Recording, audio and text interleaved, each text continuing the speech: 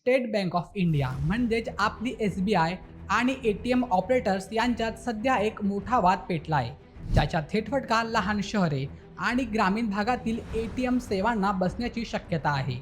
कॉन्फरेशन of ATM industry CATM या ATM कंपन्यांच्या संघटनेने थेट RBI कडे तक्रार केली आहे की SBI मुंबई दिल्लीसारख्या मोठ्या शहरांमधील ATM मध्ये गरजेपेक्षा जास्त कॅश लोड करत आहे.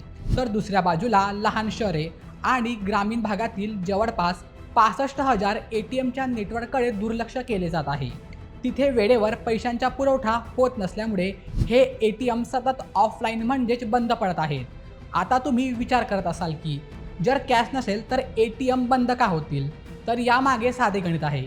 मशीन बंद राहिल्यामुळे ऑपरेटर्सची कमाई पूर्णपणे ठप्प झाली आहे.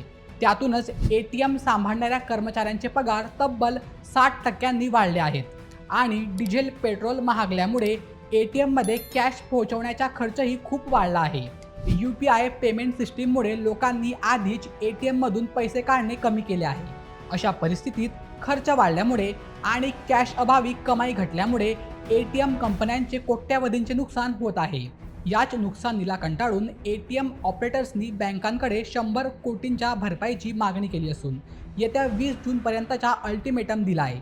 जर या तारखेपर्यंत SBIने आपल्या कॅश वाटपाच्या धोरणात सुधारणा केली नाही तर लहान गावातील आणि शहरातील हजारो ATM कायमचे बंद केले जातील, असा इशारा त्यांनी दिला आहे.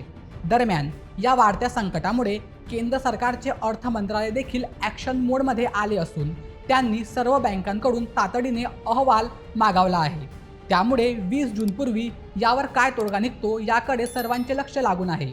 आता या बँकिंग सुविधा चालू राहायला हव्यात की नको यावर तुमचं मत काय ते आम्हाला कमेंट करून नक्की सांगा आणि अशा व्हिडिओंसाठी आपल्या बोलेमेटच्या YouTube चॅनलला सबस्क्राईब करायला विसरू नका.